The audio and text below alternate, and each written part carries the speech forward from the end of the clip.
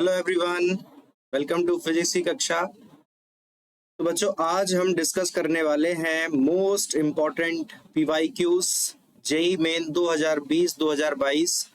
Chapter कौन सा है? Simple harmonic motion. बहुत ही इंपॉर्टेंट चैप्टर है एग्जाम के नजरिए से, आपको पता है। तो इस चैप्टर में 2020 से 2022 तक के जो मोस्ट इम्पॉर्टेंट क्वेश्चंस हैं वो आज मैं लेकर के आया हूँ। तो बिना किसी देरी के हम लोग शुरू करते हैं आज की क्लास। तो देखते हैं भाई, पहला क्वेश्चन क्या है हमारे सामने। पहले क्वेश्चन में बोला गया है the displacement time graph of a particle executing SHM is given in the figure. ये जो डायग्राम हमको दिखाया गया है, इस डायग्राम में बोला गया है कि ये जो डायग्राम है वो डिस्प्लेसमेंट और टाइम के बीच में बनाया गया है। ये जो ग्राफ है वो डिस्प्लेसमेंट और टाइम के बीच में बनाया गया है। अब क्या बोला गया है कि which of the following statement is or are true for this motion. इस मोशन के लिए कौन से statement A B C D में से सही हैं। तो चलिए भैया बारी बारी से चेक करेंगे। पहले स्टेटमेंट को चेक करने की शुरुआत करते हैं। तो तब बोला गया है the force is 0 at t equal to 3t/4। भैया फोर्स 0 कब होगा? देखो ध्यान से सुनने की जरूरत है आपको। फोर्स 0 कब होगा? फोर्स 0 तब होगा जब एक्सेलरेशन 0 होगा। और एक्सेलरेशन 0 कहाँ होता है? मीन पोजीशन में। एसएचएम जब कोई पार्टिकल करता है तो मीन पोजीशन में उसका एक्सेलरेशन क्या होता है? 0। आइए डिटेल में समझते हैं। जैसे अगर हम मान लेते हैं कि कोई भी एक सिंपल पेंडुलम है हमारे पास, इस तरह से ये सिंपल पेंडुलम है। इस सिंपल पेंडुलम को हमने यहाँ तक ले जाकर छोड़ दिया तो ये अपनी जो मीन पोजीशन है उसके दूसरी तरफ भी तो मूव करता है। इन पोजीशंस को हम लोग क्या बोल देते हैं? ये होती है हमारे सामने एक्सट्रीम पोजीशन। ये हमारे सामने कौन सी पोजीशन होती है? Extreme position. और ये भी हो जाती है एक्सट्रीम पोजीशन। और इस पोजीशन को कहते हैं मीन पोजीशन। और जो मीन पोजीशन है, इस पोजीशन पर जो लगने वाला नेट फोर्स है वो कितना हो जाता है पार्टिकल पर? 0। तो मीन पोजीशन की अगर हम बात करते हैं तो मीन पोजीशन जो पार्टिकल की रफ्तार होती है वो होती है मैक्सिमम। रफ्तार के मैक्सिमम होने की वजह से जो काइनेटिक एनर्जी है वो हो जाती है मैक्सिमम। तो पोटेंशियल एनर्जी हो जाती है मिनिमम। मिनिमम का सेंस हम 0 भी बोल सकते हैं। और एक्सेलरेशन भी इस पोजीशन में क्या होता है? 0। अगर हम एक्सट्रीम पोजीशन की बात करें तो एक्सट्रीम पोजीशन के केस में यहाँ पर जो रफ्तार है वो 0 हो जाती है और काइनेटिक एनर्जी भी 0 हो जाएगी। तो फिर पोटेंशियल एनर्जी हो जाएगी मैक्सिमम और जो एक्सेलरेशन है वो भी हो जाता है मैक्सिमम। क्लियर है? इसी तरह से ये दूसरा वाला एक्सट्रीम है, वहां पर भी यही सारी चीजें होती हैं। तो अब इस क्वेश्चन में पहले पार्ट में बोला गया है the force is 0 eight 3t/4। तो हमको साफ साफ दिखाई दे रहा है कि जो 3t/4 है, 3t/4 टाइम पर पार्टिकल अपनी मीन पोजीशन में ही तो है। जब पार्टिकल अपनी मीन पोजीशन में है तो पार्टिकल का मीन पोजीशन में जो लगने वाला फोर्स है वो कितना हो जाएगा? 0। इसका मतलब ऑप्शन नंबर ए तो करेक्ट हो गया। मतलब जो स्टेटमेंट ए है वो कैसा हो गया? करेक्ट हो गया। अब आप बिल्कुल ध्यान से देखो ऑप्शन को कैसे सेलेक्ट किया जाता है। अब ऑप्शन अगर ए करेक्ट हो गया तो इसका मतलब सेकंड आंसर गलत, क्योंकि इसमें तो ए है ही नहीं और ए हमारा सही है। इसका मतलब है कि आंसर या तो ए ऑप्शन हो सकता है या सी हो सकता है या फिर डी हो सकता है। देखो एक ऑप्शन एलिमिनेट हो गया यहाँ पर। हम बात कर लेते हैं सेकंड ऑप्शन की। क्या बोला है? The magnitude of acceleration is maximum at t equal to t. अभी मैंने आपको एक्सप्लेन किया कि जो हमारा एक्सेलरेशन है वो मैक्सिमम कहाँ होगा? एक्सट्रीम पोजीशन पर मैक्सिमम होगा। तो आइए देख लेते हैं कि टी टाइम पर क्या पार्टिकल हमारा एक्सट्रीम पोजीशन पर है। तो देखो ध्यान से, ये रहा टी टाइम, तो पार्टिकल हमारा इस पोजीशन पर है ना, तो ये पोजीशन तो एक्सट्रीम पोजीशन ही कहलाएगी उसकी। ये वाली पोजीशन तो एक्सट्रीम ही है ना, क्योंकि ये इसको हम क्या बोलते हैं? एम्पलीट्यूड। इसको क्या बोलते हैं? एम्पलीट्यूड। तो पार्टिकल टी टाइम पर किधर है? अपनी मैक्सिमम पोजीशन पर है। और पार्टिकल अगर मैक्सिमम पोजीशन पर है तो इसका मतलब है कि फिर बी जो स्टेटमेंट है वो भी सही हो गया। अब अगर बी स्टेटमेंट सही हो गया तो फिर यहाँ पर आप देख सकते हो कि डी ऑप्शन भी एलिमिनेट हो गया, क्योंकि इसमें बी नहीं है। समझ में आया कैसे करना है एलिमिनेशन? ओके। नेक्स्ट है हमारे पास C, the speed is maximum at t/4। अब देखो भैया स्पीड मैक्सिमम किधर होती है? स्पीड मैक्सिमम होती है अपनी मीन पोजीशन पर। तो देख लेते हैं यहाँ पर कि जो पार्टिकल है हमारा वो t/4 टाइम पर किधर है? ये देखो आप t/4 टाइम पर पार्टिकल हमारा मीन पोजीशन पर ही है। अरे भाई ये जो लाइन बनी है टाइम एक्सिस है, उसकी मीन पोजीशन कोई तो बता रहा है पार्टिकल की, तो t/4 टाइम पर पार्टिकल हमारा मीन पोजीशन पर ही है। मीन पोजीशन पर होगा तो पार्टिकल का जो स्पीड है वो कैसा होगा, मैक्सिमम होगा। इसका मतलब सी और सी स्टेटमेंट भी यहाँ पर करेक्ट हो गया। अब भैया जब सी स्टेटमेंट करेक्ट हो गया तो फिर हमारा ऑप्शन नंबर सी भी एलिमिनेट हो गया, क्योंकि इसमें सी ऑप्शन नहीं है। तो आंसर तो इधर हमारा आ चुका है ए बी सी, यानी ऑप्शन नंबर ए। भले हम ऑप्शन नंबर डी को भी चलो चेक कर ही लेते हैं साथ में। The potential energy is equal to kinetic energy of the oscillation at t/2 second, या sorry t/2, t equal to t/2। तो बोला है पोटेंशियल एनर्जी और काइनेटिक एनर्जी जो है वो इक्वल है इतने टाइम पर। चलो एक काम करते हैं, इनको इक्वल करके देख लेते हैं ना। तो kinetic energy equal to potential energy मैंने किया, तो काइनेटिक एनर्जी क्या होता है, काइनेटिक एनर्जी क्या होता है, हाफ एम ओमेगा स्क्वायर ए स्क्वायर माइनस का एक्स स्क्वायर। और अगर हम पोटेंशियल एनर्जी की बात करते हैं तो वो होता है हमारा हाफ एम, इसको एम ही लिख दो, के मत लिखो, m omega square x square. तो यहाँ से हाफ एम ओमेगा स्क्वायर तो कैंसिल हो गए दोनों साइड से, क्या बचेगा, a square minus x square बराबर एक्स स्क्वायर, यानी हम बोल सकते हैं कि 2x स्क्वायर बराबर ए स्क्वायर। तो x का वैल्यू जो आएगा वो आएगा हमारा प्लस माइनस a/√2, यानी ये वो पोजीशन हम लोगों ने फाइंड की है जिस पर पार्टिकल की काइनेटिक एनर्जी और पोटेंशियल एनर्जी दोनों आपस में कैसे हैं, इक्वल हैं। लेकिन हमसे क्वेश्चन में क्या पूछा है, क्वेश्चन में हमसे बोला गया है कि कितने टाइम पर वो दोनों इक्वल होंगे। अब हम बात कर लेते हैं यहाँ पर टाइम की। तो जो ग्राफ आपको नजर आ रहा है, आप ध्यान से देखेंगे तो ये ग्राफ देखो t बराबर 0 पर ग्राफ अपने मैक्सिमम पोजीशन से शुरू हुआ है। इसका मतलब अगर इस ग्राफ के लिए हमें इक्वेशन लिखना है तो इसके लिए हम इक्वेशन कैसे लिख सकते हैं, x is equal to a cos omega t. भैया साइन का ग्राफ अगर होता, अगर ये साइन की इक्वेशन होती तो हमारा ग्राफ कुछ इस प्रकार से होता, फिर वो t बराबर 0 पर 0 से शुरू होता। लेकिन ये हमारा ग्राफ जो है वो t बराबर 0 से मैक्सिमम डिस्प्लेसमेंट से शुरू हुआ है, इसीलिए जो ग्राफ का इक्वेशन है वो कितना हो जाएगा, x is equal to a cos omega t. Clear है यहाँ तक? चलिए अब x का वैल्यू इसमें हम रख देंगे a/√2। तो x का वैल्यू जब a/√2 इसमें रखा जाएगा तो ये वैल्यू अपनी कितनी आ जाएगी, a cos omega t।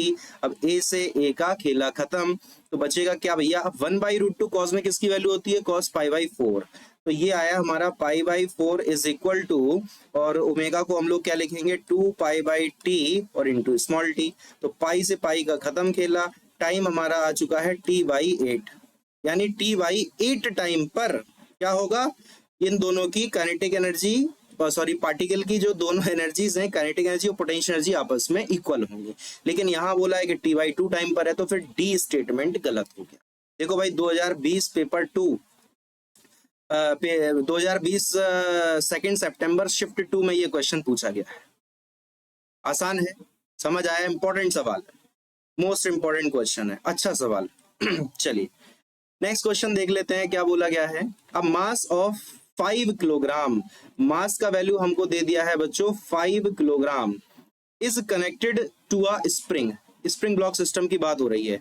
The potential energy curve of the simple harmonic motion executed by the system as shown in the figure. अब जो डायग्राम दिखाया गया है ये हमें समझ में आता है यहाँ पर कि ये जो है वो पोटेंशियल एनर्जी और डिस्प्लेसमेंट के बीच में ग्राफ प्लॉट किया गया है।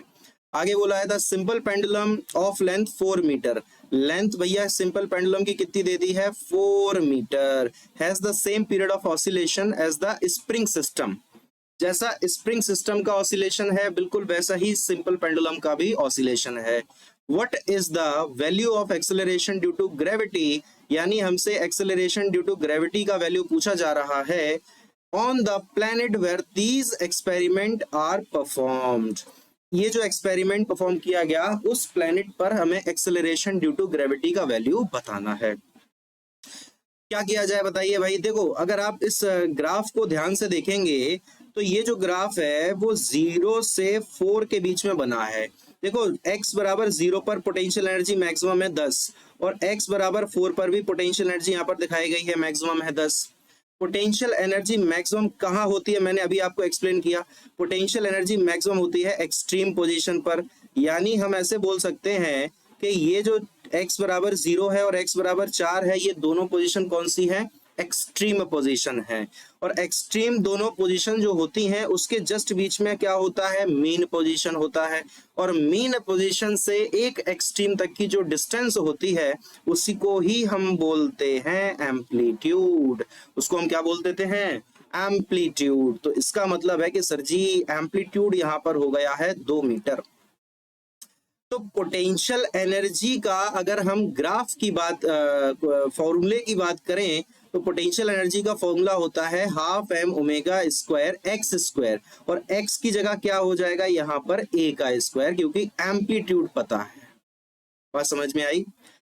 तो अब यहाँ पर जो एम्पलीट्यूड पता है, और हम लोगों ने क्या करा, हम लोगों ने जो डिस्प्लेसमेंट होता है, जैसे अगर हम पोटेंशियल एनर्जी की बात करें तो जनरल फॉर्मूला उसका क्या लगा देते हैं, हाफ के एक्स स्क्वायर, या फिर इसी को बोला जा सकता है half m omega square x square. अब यार हम लोगों ने x का वैल्यू अगर यहाँ पर a लिया है, तो x बराबर a पर पोटेंशियल एनर्जी क्या होगी, मैक्सिमम होगी कि नहीं होगी, क्योंकि x बराबर a हमारा हो जाएगा एक्सट्रीम पोजीशन। तो x बराबर a पर जब एक्सट्रीम पोजीशन हो गया तो पोटेंशियल एनर्जी हो गई मैक्सिमम, और पोटेंशियल एनर्जी मैक्सिमम है कितनी भैया, 10। तो यहाँ पर हम वैल्यू क्या रख देंगे, u का वैल्यू 10 रखा, 1/2, और मास हमारे पास दिया था कितना था मास यार, 5 kg, मास का वैल्यू हो गया 5 kg। ओमेगा स्क्वायर पता नहीं है, एम्पलीट्यूड है 2, 2 का स्क्वायर होता है 4। अब देखो आप बिल्कुल ध्यान से देखेंगे तो ये 2 से 4 कटेगा, और ये 2 से ये कटेगा 5 बार, और इस 5 से इस 5 का खेला खत्म। ओमेगा का वैल्यू आ गया 1।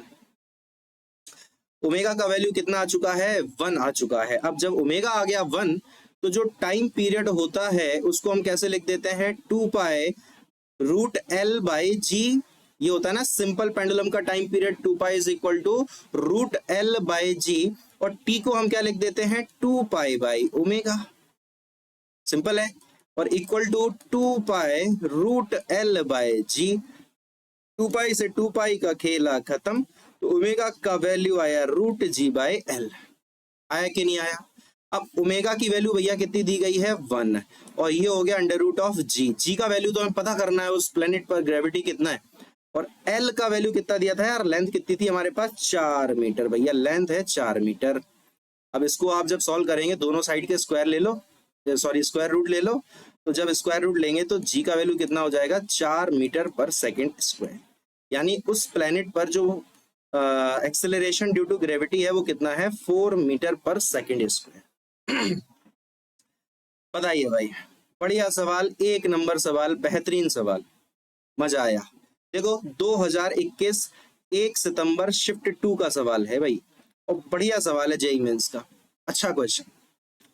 नेक्स्ट क्वेश्चन देख लेते हैं, चलिए आइए, एक और सवाल है हमारे पास। क्या क्वेश्चन में बोला गया है, a particle is making simple harmonic motion along the x axis if at a distance x1 and x2 from the mean position the velocities of the particle are v1 and v2। देखो position के terms में, x के terms में velocity क्या होती है, particle जो SHM कर रहा होता है, v equal to omega root over a square minus का x स्क्वायर, यही तो होती है भाई। तो यहाँ पर eight x1 velocity is v1, तो यहाँ पर हम वैल्यू जब रखेंगे तो v1 बराबर ओमेगा और root over a square minus का x1 का स्क्वायर होगा। दूसरी बोला गया है कि x2 पर स्पीड उसकी v2 है, तो हम बोल सकते हैं v2 बराबर ओमेगा और root over a square minus का x2 स्क्वायर। क्या पूछा है, the time period of its oscillation is given by. अब टाइम पीरियड भैया पूछा है, तो टाइम पीरियड के लिए ओमेगा का पता होना आवश्यक है, ओमेगा का पता होना जरूरी है। अब ओमेगा हम कैसे निकालें, हम एक काम करते हैं, इस इक्वेशन को कर लेते हैं स्क्वायर, इस इक्वेशन का क्या कर लेते हैं, स्क्वायर कर लेते हैं। तो हमें क्या मिल जाएगा भैया, v1 का स्क्वायर बराबर ओमेगा का स्क्वायर, और इधर हो जाएगा a स्क्वायर माइनस का x1 स्क्वायर। हम करने ये वाले हैं, हम यहाँ से a का वैल्यू निकाल के इसमें रखने वाले हैं, ठीक है। चलो तो प्रोसेस शुरू करते हैं। तो इसको मैं ऐसे लिख सकता हूँ क्या, v1 square by omega square, और इस x1 को इधर लेकर के आएंगे तो ये हो जाएगा x1 का स्क्वायर बराबर a स्क्वायर, क्योंकि एम्पलीट्यूड तो यार सेम ही रहेगा, पार्टिकल तो वही मोशन कर रहा है। तो ए स्क्वायर का जो वैल्यू आया है हम उसको इधर रखने वाले हैं। अब एक हम काम करते हैं, हम इसका भी स्क्वायर कर लेते हैं। तो इसी को, इस इक्वेशन को हम इस तरह से क्या लिख सकते हैं, बिल्कुल ध्यान से देखो, इसको लिख सकते हैं v2 का स्क्वायर डिवाइडेड बाय ओमेगा का स्क्वायर, और बराबर में, या बराबर हटा के प्लस लगा दो पहले, प्लस x2 का स्क्वायर, और बराबर में आएगा a स्क्वायर। अब ये यार दोनों ही ए स्क्वायर की वैल्यू है, तो दोनों जब ए स्क्वायर की वैल्यू है तो इन दोनों को हम आपस में इक्वल कर सकते हैं भाई, कर सकते हैं कि नहीं। तो आइए यहाँ पर कर देते हैं इनको इक्वल। तो क्या आएगा, v1 square by omega square plus का x1 था या x1 का स्क्वायर था भैया, स्क्वायर था, और इक्वल टू किसके हो जाएगा, v2 square by omega square और प्लस का अपना x2 का स्क्वायर। समझ आई, क्लियर है। इसको सॉल्व करके ओमेगा निकाल लेते हैं। चलो काम करो, इस वाले टर्म को उठाओ लेफ्ट में ले आओ और इस वाले टर्म को उठाओ राइट में ले जाओ। तो ये हो जाएगा अपना v1 square by omega square minus v2 square by omega का स्क्वायर और बराबर x2 का स्क्वायर और माइनस x1 का स्क्वायर। यहां से हम एलसीएम ले लेते हैं, तो अपना एलसीएम आ गया है ओमेगा स्क्वायर, ऊपर हो जाएगा v1 स्क्वायर माइनस का v2 स्क्वायर और सामने है अपने पास x2 का स्क्वायर माइनस x1 का स्क्वायर। से बेसिक कैलकुलेशन हो रही है। तो ओमेगा स्क्वायर का वैल्यू कितना आ गया, v1 स्क्वायर माइनस का v2 square divided by x2 का स्क्वायर और माइनस का x1 का स्क्वायर। अब आप चाहो तो यहां से स्क्वायर हटा लो और इस पर लगा लो अंडर रूट। क्लियर। अब लेकिन हमसे तो पूछा था टाइम पीरियड, अब टाइम पीरियड कैसे आएगा भाई, तो t इज इक्वल टू होता है ना 2 पाई बाई ओमेगा, तो t is equal to 2 pi और ओमेगा का डिवाइड करना है, तो ये वैल्यू आ जाएगी हमारे पास x2 square minus x1 square divided by v1 का स्क्वायर माइनस v2 का स्क्वायर। ये हमारे पास टाइम पीरियड आ चुका है। अब देख लो भैया ध्यान से कौन सा ऑप्शन मैच हो रहा है, देख लो x2 square minus x1 square है, इसमें कहाँ गया, हाँ ये रहा। पहला ऑप्शन में प्लस लगाया है, देखो बीच में तो गलत हो गया, दूसरे ऑप्शन में प्लस गलत, तीसरे ऑप्शन में नीचे प्लस लगाए गलत, तो चौथा ही ऑप्शन हो गया x2 स्क्वायर माइनस x1 का square upon v1 square minus v2 square. चौथा आंसर इसका करेक्ट। बढ़िया सवाल है, अच्छे सवाल हैं। अब ये क्वेश्चन आप ध्यान से देखेंगे तो आपको समझ आएगा कि ये देखो जेईई मेन 2021 20 जुलाई शिफ्ट 2 में पूछा गया भाई। सवाल तो अच्छा है कि नहीं है, बढ़िया क्वेश्चन है। चलिए आइए एक और क्वेश्चन देखते हैं, बेहद आसान सवाल 2021 24 फरवरी शिफ्ट 2 का सवाल है, बेहद आसान क्वेश्चन है। क्या है इस फिगर में, ये जो डायग्राम दिखाया गया है इसमें क्या है, a body of mass m is held between two massless spring on a smooth incline plane, the free ends of the spring are attached to the firm support. ये दोनों सपोर्ट दिखाए गए हैं यहाँ पर। If each spring has spring constant k, the frequency of oscillation of the body is, हमें यहाँ पर फ्रीक्वेंसी बताना है ना कि टाइम पीरियड बताना है। तो अगर आप ध्यान से देखेंगे तो ये जो सिस्टम है, ये दोनों स्प्रिंग जो हैं वो किस कॉम्बिनेशन में कनेक्टेड है, पैरेलल कॉम्बिनेशन में कनेक्टेड है। कैसे कनेक्टेड है, पैरेलल कॉम्बिनेशन में कनेक्टेड है। तो जब ये ब्लॉक इन दोनों स्प्रिंग के साथ पैरेलल कॉम्बिनेशन में कनेक्टेड है, तो पैरेलल कॉम्बिनेशन में अगर हम k इक्विवेलेंट की बात करते हैं तो वो कितना हो जाता है, k1 प्लस k2, k1 भी k है k2 भी k है, तो ये k इक्विवेलेंट हमारा आ जाएगा कितना, 2k। कितना आएगा ये आ जाएगा हमारा 2k। क्लियर है बात। अच्छा अब बच्चों को ऐसा लगता है सर एक काम क्यों नहीं किया आपने, यहाँ पर mg ले लो, फिर यहाँ पर mg साइन थीटा, यहाँ mg कॉस थीटा, ऑसिलेशन हो रहा है तो सर mg साइन थीटा का रोल कहाँ चला गया। देखो mg sine theta is a constant force. जब भी स्प्रिंग ब्लॉक सिस्टम की बात होती है तो कांस्टेंट फोर्स का कोई भी रोल नहीं होगा। समझ में आई बात, कांस्टेंट फोर्स का कोई रोल नहीं होगा। टाइम पीरियड हमेशा क्या रहेगा, t is equal to 2 pi root of m by k equivalent. बात समझ में आई कि नहीं आई, अरे बोलो भाई, है ना।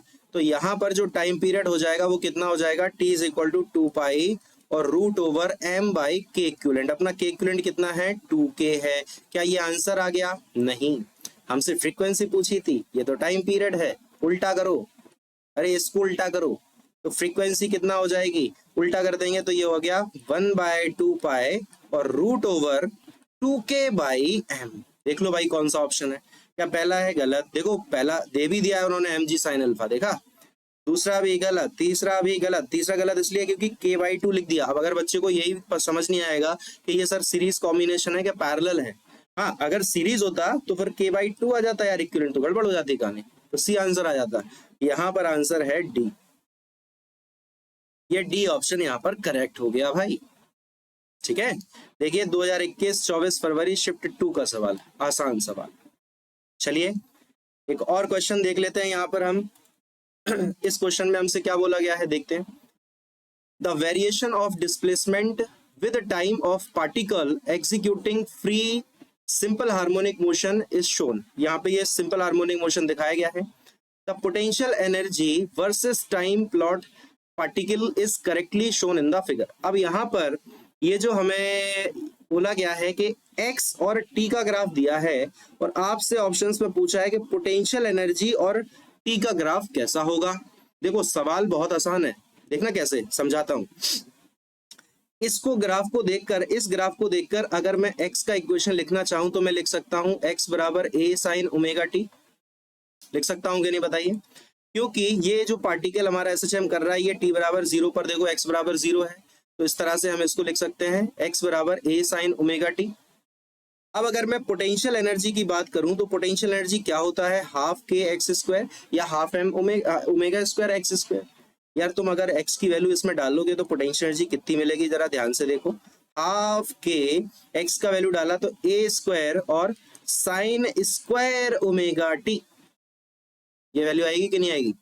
अब बिल्कुल ध्यान से सुनना बात को मेरी, मैं क्या बोल रहा हूं यार। ये देखो अगर सिर्फ साइन ओमेगा टी होता तो साइन ओमेगा टी का ग्राफ तो हमें दिखाई दे रहा है यहाँ पर कैसा होता है, प्लस में भी जाता है और माइनस में भी जाता है, लेकिन यार यहाँ स्क्वायर हो गया भाई साहब, समझ लो बात को, यहाँ पर क्या हो गया, स्क्वायर हो गया। स्क्वायर मतलब जो वैल्यू माइनस की होगी वो भी प्लस कर देगा, वो स्क्वायर करेगा कि नहीं करेगा। तो यहाँ पर ये जो स्क्वायर है, ये स्क्वायर इस वैल्यू में जो नेगेटिव वैल्यू होगी उसको भी पॉजिटिव कर देगा। अब आप देख लो कि ग्राफ हमारा सिर्फ पॉजिटिव डायरेक्शन में होना चाहिए। कौन सा ऑप्शन दिख रहा है आपको, पॉजिटिव क्यों होना चाहिए, देखो के तो पॉजिटिव ही है, एम ओमेगा स्क्वायर मास थोड़ी नेगेटिव होता है, ओमेगा भी पॉजिटिव होता है, एम्पलीट्यूड भी पॉजिटिव है, और अपना जो पोटेंशियल एनर्जी है वो सिर्फ डिपेंड कर रहा है साइन स्क्वायर ओमेगा टी पर। अब साइन स्क्वायर ओमेगा टी का ग्राफ भैया पॉजिटिव ऊपर बनेगा, पॉजिटिव होगा। पहला ऑप्शन में देखो ये नेगेटिव ग्राफ है, गलत हो गया भाई।